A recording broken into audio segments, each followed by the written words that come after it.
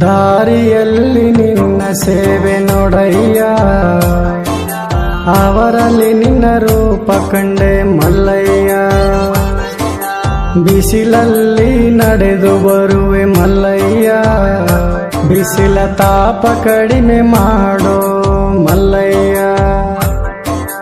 ಪಾದಯಾತ್ರೆ ಹುಗೆ ಪಾದಯಾತ್ರೆ ಮಾಡುವೆನು ಮಲ್ಲಯ್ಯ, ನಿನ್ನ ಪಾದ ಪೂಜೆ ಮಾಡುವೆನು ಮಲ್ಲಯ್ಯ.